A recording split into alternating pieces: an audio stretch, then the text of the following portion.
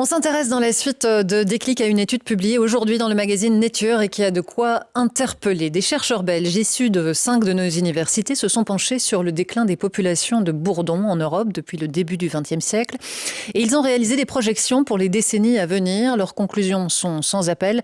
Même si l'on contient le réchauffement climatique, le déclin des bourdons, pollinisateur essentiel pour l'agriculture notamment, va s'accentuer. Bonsoir Simon Delicourt. Bonsoir. Bonsoir François Massonnet. Vous faites partie des auteurs de cette étude multidisciplinaire publiée aujourd'hui.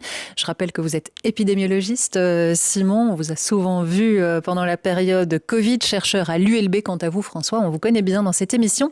Vous êtes climatologue et chercheur à l'UC Louvain et au FNRS. Simon Delicourt, revenons d'abord sur le constat. Si on regarde dans le passé, comment est-ce qu'on voit la population de bourdons évoluer depuis 1900? Je pense que c'est la date de référence que vous avez choisie. Exactement, on s'est intéressé au siècle passé et notre constat est sans appel. Les populations ont décliné en Europe pour la majorité des espèces que nous avons étudiées. Alors ça a été rendu possible parce qu'on a des données dans le passé et dans le présent. Et là, on a vraiment comparé en fait les deux types de distribution qu'on obtenait. Dans quelle proportion ils ont diminué? On a une proportion qui diminue, en fait, ça change fort d'une espèce à l'autre, mais ce qu'on a pu constater, c'est que cette proportion continue à diminuer de la même manière dans le futur. Et c'est là que je peux vous donner un chiffre. On a constaté qu'en fait, pour plus de 75% des espèces qu'on a étudiées et qui ne sont pas considérées comme menacées, eh bien, on pourrait avoir une réduction jusqu'à plus de 30% des zones qui sont propices à la présence de ces espèces. Ça, c'est notre deuxième grand résultat. Et le troisième grand résultat, c'est qu'on a pu constater que les critères d'évaluation de ces espèces, pour savoir si elles sont à risque ou pas, eh bien, étaient en fait très probablement sous-évalués. On voit que dans nos projections démographiques, eh bien, la plupart de ces espèces vont en fait diminuer. Le territoire qui est disponible pour ces espèces va diminuer, alors que ces espèces ne sont pas considérées comme menacées à l'heure actuelle. Pourquoi s'intéresser aux bourdons, vous, en tant qu'épidémiologiste? Alors, il y a deux raisons. La première raison, c'est que ce sont des pollinisateurs qui sont menacés et qui sont pourtant parmi les espèces d'abeilles, les espèces d'insectes qui fournissent le plus de services à la production agricole. Donc ça, c'est la première raison. Il y en avait une deuxième. L'autre raison, c'est qu'ils sont en fait déjà menacés et qu'en fait, ce sont des espèces d'abeilles plutôt adaptées au froid. Et donc, c'est en quelque sorte une sorte de bon baromètre pour mesurer ici l'impact d'un changement climatique, d'un changement global sur des insectes qui produisent, je le disais, un service très important. Oui, c'est ça. C'est un impact global sur la biodiversité avec évidemment toute une série de conséquences en chaîne. Mais c'est vrai qu'on mesure un impact très concret sur l'agriculture à terme. C'est un enjeu qui est, j'ai dit biodiversité, mais aussi un enjeu économique, du coup, très important. Ça, il faut le mesurer. Oui, tout à fait. Il y a l'aspect biodiversité et aussi l'aspect agroalimentaire. Et pour compléter ma réponse, c'est vrai qu'en épidémiologie, on utilise beaucoup ces modèles de niche écologiques. On les utilise pour faire des cartes de risque au niveau des pathogènes. Et ici, on a réutilisé ces méthodes relativement récentes pour non pas effectuer des cartes de risque sur des virus, mais pour effectuer des cartes de distribution d'espèces qui sont ici sujets à un déclin. Alors, dans les causes qui expliquent ce déclin de bourdons, il y a forcément le climat, et c'est pour ça que vous êtes là, François Massonnet. C'est la seule cause? Est-ce que vous vous êtes intéressé également aux différentes causes? Alors, il y a plusieurs facteurs environnementaux qui sont incriminés ici. Il y a effectivement le changement climatique, en particulier l'augmentation de température au niveau du continent européen. Je vais laisser François en parler plus en détail. Et il y a une autre cause qu'on peut pointer aussi, c'est l'augmentation dans certaines zones d'Europe, du pourcentage de terres qui sont allouées aux zones agricoles, c'est-à-dire pâturage ou culture. Alors, François Massonnet, vous avez, avec toute une série de modèles mathématiques, réalisé des projections, parce que vous avez non seulement regardé dans le passé, qu'est-ce qui s'est passé au courant du XXe siècle, mais l'intérêt, c'était aussi de se dire, qu'est-ce qui va se passer d'ici la fin du XXIe siècle? Et donc, vous avez testé un petit peu les différents scénarios, puisqu'on sait qu'il y a différents scénarios en fonction de l'intensité du réchauffement. On sait que le GIEC, notamment, a défini défini plusieurs scénarios. C'est ça que vous avez utilisé pour vos projections ? Oui, tout ça tient au fait, que l'avenir est en partie imprévisible, en grande partie lié au fait que nos évolutions sociétales sont elles-mêmes imprévisibles. On ne peut pas prédire si on se dirige vers plus de prospérité économique, moins de prospérité, quel type de combustible fossile ou pas fossile on va utiliser. Tout ça dépend de choix qui sont quelque part imprévisibles. Et donc, depuis très longtemps, des groupes de scientifiques développent ce qu'on appelle des scénarios, des narratifs, qui sont des trajectoires probable, possible de l'évolution d'une société. Alors, par exemple, on a des trajectoires dans lesquelles on continue à développer notre activité économique, aussi l'éducation, aussi l'urbanisation, mais sur base, par exemple, de combustion fossile à outrance. Alors, ça a des impacts climatiques, mais ça assure une certaine prospérité économique avec une augmentation de PIB. On a d'autres scénarios où il y a énormément de rivalité au niveau géopolitique, où les pays se referment sur eux-mêmes, il y a beaucoup moins d'échanges commerciaux, et donc ça mène à une contraction économique.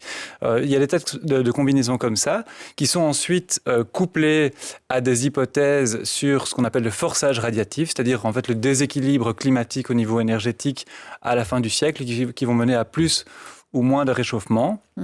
Et une fois qu'on a ces données socio-économiques de température, on peut les greffer dans des modèles qui nous donnent la façon dont, par exemple, l'usage des terres va changer. Est-ce qu'on va, comme disait Simon, vers plus de forêts, plus de pâturage, voilà, plus d'aires agraires, etc. Donc on prend vraiment différents critères. Il y a non seulement est-ce qu'on reste sous 2 degrés de réchauffement, 3, Exactement. 4, 5, etc., mais aussi les autres critères que vous venez de mentionner. Voilà. Si on analyse les scénarios, du coup, qu'est-ce qu'on observe ? Est-ce que dans tous les scénarios, le déclin de Bourdon se poursuit, ou est-ce que dans les scénarios où le réchauffement est contenu, voilà, on reste dans un statu quo ? Dans l'étude, on a analysé en fait 3 scénarios, dont 2 scénarios plutôt extrêmes, donc un scénario extrêmement optimiste et un scénario plutôt pessimiste. Dans les 3 cas, on note un déclin des populations de Bourdon. Et évidemment, ce déclin est plus marqué lorsque on se dirige vers des forçages climatiques plus forts. Avec un effet un peu exponentiel, ou comment ce déclin en fait se marque, parce qu'on imagine que moins il y a de bourdons, ça diminue de plus en plus vite. Alors on n'a pas pris en compte les rétroactions qu'il pouvait y avoir entre les bourdons et le système climatique, ce qui serait une autre étude. Mais ce qu'on a noté, c'est que les températures, qui sont en fait le premier facteur qui contrôle la position des bourdons en Europe, cette température va avoir tendance au cours du siècle à remonter en latitude et aussi à remonter en altitude. Donc si vous tracez une ligne qui connecte tous les points, il fait 10 degrés par exemple en moyenne annuelle, eh bien cette ligne va avoir tendance à monter de l'ordre de 1 km, parfois 10 km par an. Donc c'est quand même assez rapide, ça a l'air de rien comme ça. Et donc c'est pour ça que ces bourdons vont avoir tendance à se réfugier dans les zones où il fait suffisamment frais, qui sont les régions montagneuses ou bien la péninsule scandinave. C'est ça. Et plus de bourdons chez nous, du coup ? Non, il y a une diminution. Donc en fait, on ne parle pas ici d'extinction. On montre qu'il y a beaucoup de territoires qui vont devenir moins propices à leur présence, et donc on va avoir des contractions locales ou plus globales, en fait, des aires où ces bourdons peuvent effectivement évoluer. Et la Scandinavie, effectivement, dans nos modèles, est sortie comme une zone qui pourrait rester assez propice et accueillir des populations qui étaient auparavant dans le sud. Par contre, il y a toute une série de facteurs qu'on n'a pas pris en compte dans nos études, comme par exemple la pollution des sols, l'utilisation de pesticides ou encore l'émergence de nouveaux pathogènes au niveau de ces populations. Et donc, en fait, au final, nos résultats sont peut-être même encore trop optimistes, parce qu'on ne s'intéresse qu'à 2 grandes catégories de facteurs, l'utilisation du sol et les facteurs climatiques. Et si les bourdons du sud et du centre de l'Europe vont en Scandinavie, est-ce qu'on ne peut pas imaginer que les bourdons du nord de l'Afrique, par exemple, viennent chez nous, par exemple, et compensent d'une certaine manière le déclin qu'on observe ? Alors c'est tout à fait possible. Il y a effectivement des espèces de bourdons qui sont plutôt au nord de l'Afrique. Par contre, c'est surtout des espèces qu'on retrouve dans l'hémisphère nord. Donc le réservoir au sud n'est pas le même que le réservoir au nord. Donc le remplacement ne sera probablement pas à la même échelle. Alors, vous avez été publié, je l'ai dit, vous et tous les chercheurs qui ont collaboré à cette étude, aussi des spécialistes des insectes dans la revue Nature. Une question un peu plus personnelle peut-être, c'est toujours un peu un Graal pour des scientifiques comme vous, être publié dans une revue comme celle-là. Je ne sais pas qui veut répondre, François. Ah oui, c'est toujours une reconnaissance qui fait très plaisir. Ce qui me fait le plus plaisir, d'abord, c'est de publier avec un ami. on est amis dans la vie aussi. Mais surtout, que cette étude est 100% exploitation belge et publié dans une revue qui est parmi les meilleures du monde avec une équipe entièrement belge, ça montre aussi que l'expertise dans les domaines de pointe, elle existe et qu'on a peut-être davantage intérêt à produire de la science multidisciplinaire qui croise les questions, parce qu'évidemment ici on est à l'interface des changements climatiques, des changements de biodiversité, de l'épidémiologie, enfin la dispersion spatiale des espèces, et qu'il y a encore énormément de trous à combler. Ce que montre votre étude aussi, c'est en quoi les nouveaux outils, les nouvelles technologies peuvent permettre de faire des projections qui sont très intéressantes. Parce qu'il y avait déjà eu des études sur les déclins de bourdons, mais pas avec les outils dont on dispose aujourd'hui. Et vous avez en fait à votre portée là, la possibilité de faire des projections beaucoup plus précises grâce à l'intelligence artificielle notamment. Oui, tout à fait. Alors cette étude, elle a été possible maintenant pour 3 raisons. La première, c'est qu'effectivement, il y a eu des développements méthodologiques récents, comme cette approche de machine learning qu'on a utilisée. Deuxièmement, on s'est basé sur des simulations climatiques qui n'étaient pas disponibles il y a 4-5 ans. Et troisièmement, on se base aussi sur un jeu de données d'observation d'espèces de bourdons qui est très conséquent. On a travaillé sur plus de 400 000 observations d'espèces. Et ce sont des données qui ont été nettoyées et vérifiées par nos collaborateurs en fait, au cours de toutes les dernières années. Ouais, donc, on n'aurait jamais pu traiter autant de données en fait, sans les outils d'aujourd'hui. Il y a ça, effectivement, on peut tout à fait dire ça. Il y a l'aspect interdisciplinaire, sans ça, il n'y a pas l'étude. Et sans ces derniers outils et toutes ces données, on ne sait pas réaliser l'étude non plus. Ce qui est un peu flippant, c'est plus les projections sont précises, plus elles sont alarmantes, ou je me trompe ? En effet, et le contexte climatique de ces dernières semaines ou ces derniers mois rajoute là-dessus un peu de tension. J'ai l'impression qu'il y a maintenant, quand on regarde une carte des événements extrêmes, on a l'impression que ça commence à sauter de partout. Et on voit en effet à l'interface de ces différentes crises que c'est tout un système qui est en train d'entrer dans une crise un peu générale. Finalement, les bourdons sont peut-être le témoin d'une crise intégrée, c'est-à-dire ils sont victimes d'une élévation de la température, mais aussi victimes d'un changement complet d'occupation du sol.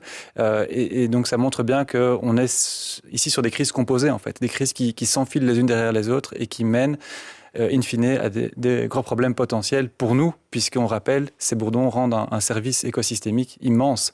Et c'est peut-être ça qu'on a tendance à oublier. Merci beaucoup, François Massonnet. Merci, Simon Dellicourt, d'être venu